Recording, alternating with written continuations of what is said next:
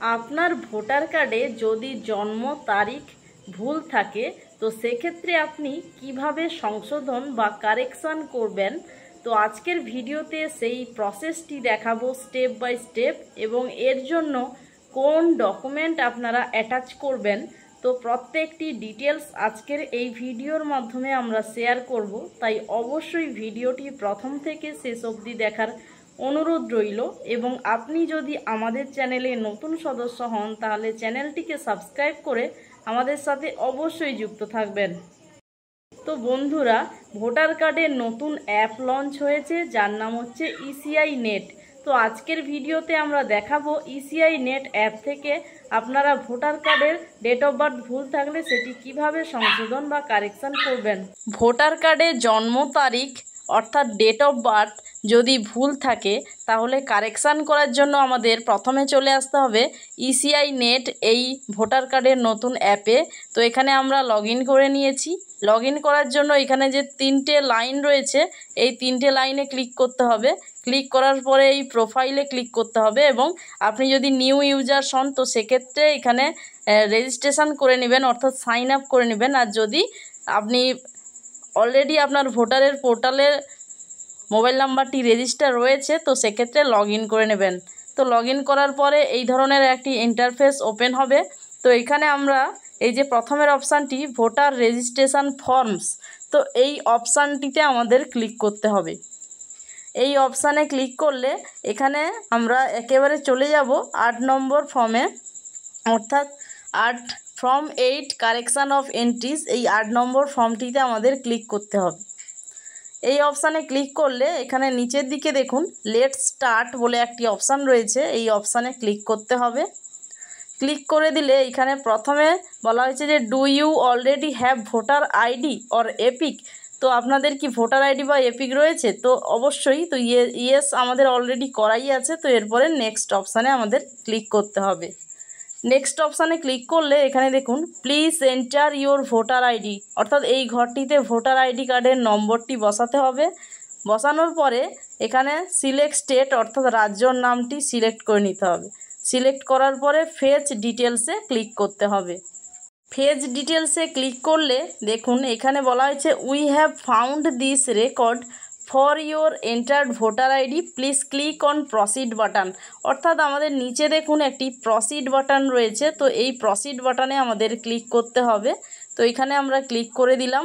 Click করলে সেই voter ID কার্ডে অর্থাৎ কার ভোটার আইডি কার্ড এবং সেই কত নম্বর বুথ, কোন জেলা, স্টেট, পার্ট নম্বর কত, সমস্ত ডিটেলস এখানে দেখাচ্ছে। তো এরপরে আমাদের এই নেক্সট অপশানটিতে ক্লিক করতে হবে। নেক্সট বাটনে ক্লিক করলে এখানে সেই ব্যক্তির নাম বা সারনেম এগুলো সমস্ত ডিটেলস দেখাচ্ছে। আধার নাম্বার বসাতে পারেন। তো যেগুলো স্টার মার্ক রয়েছে অবশ্যই সেগুলো ফিল করতে হবে। তো এক্ষেত্রে আমরা এখানে দেখুন একটি মোবাইল নাম্বার দেওয়ার ঘর রয়েছে, তো এখানে আমরা একটি মোবাইল নাম্বার বসিয়ে দেব। বসানোর পরে নিচের দিকে চলে যাব, এখানে দেখুন নেক্সট অপশানটি রয়েছে, তো আমরা এই নেক্সট অপশানে ক্লিক করে দেব। নেক্সট অপশানে ক্লিক করলে এখানে বলা হচ্ছে আই সাবমিট অ্যাপ্লিকেশান ফর, তো আমি এই আবেদনটি করছি কিসের জন্য। তো এখানে 4টি অপশান রয়েছে। তো আমরা যেহেতু ভোটার কার্ডের ডেট অফ বার্থ অর্থাৎ জন্ম তারিখটি সংশোধন করব, তো এর জন্য correction of entries in existing electoral role, অর্থাৎ আমরা কারেকশান করব, তাই 2 নম্বর যে অপশানটি রয়েছে সেটাই ক্লিক করে দেব। ক্লিক করার পরে নেক্সট অপশানে আমাদের ক্লিক করতে হবে।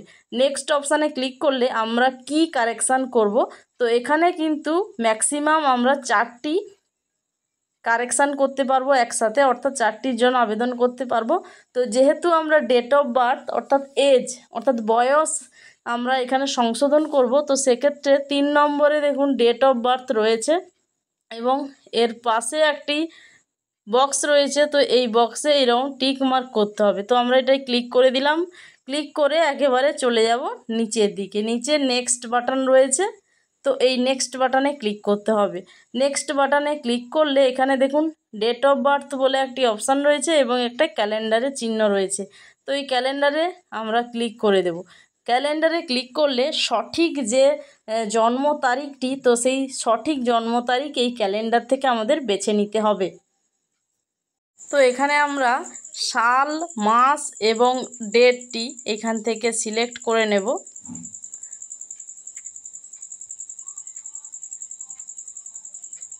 সিলেক্ট করার পরে এখানে ওকে অপশানে ক্লিক করে দেব। ওকে অপশানে ক্লিক করলে দেখুন এটা হচ্ছে আমাদের সঠিক জন্ম তারিখটি। তো এর পরের ঘরটিতে রয়েছে জন্মের প্রমাণপত্র হিসাবে কি কি ডকুমেন্টস দিতে পারবেন। তো এখানে তার লিস্টটি রয়েছে। তো প্রথমে এখানে বার্থ সার্টিফিকেট রয়েছে, এরপরে রয়েছে আধার কার্ড, এরপর রয়েছে প্যান কার্ড, এরপর রয়েছে ড্রাইভিং লাইসেন্স, এরপরে রয়েছে ক্লাস 10 বা 12-এর যে মার্কশিট অর্থাৎ এডুকেশন বোর্ডের যে সার্টিফিকেট সেটা আপনারা দিতে পারেন, বা ইন্ডিয়ান পাসপোর্ট বা আধার। তো এত ডকুমেন্টের লিস্ট রয়েছে, আপনাদের কাছে যে ডকুমেন্টসটি রয়েছে সেটা আপনারা সিলেক্ট করে নেবেন। তো আমরা এখানে আধার কার্ড সিলেক্ট করলাম। আধার কার্ড সিলেক্ট করার পরে এখানে আপলোড দ্য সাপোর্টিং ডকুমেন্ট অর্থাৎ আমাদের সেই ডকুমেন্টটি আপলোড করতে হবে। এখানে ক্লিক টু আপলোড এই অপশানে ক্লিক করতে হবে। এই অপশানে ক্লিক করে আমরা গ্যালারি ওপেন করে নেব। গ্যালারি ওপেন করে আমরা আধার কার্ডের ছবিটি এখানে আপলোড করে দেব।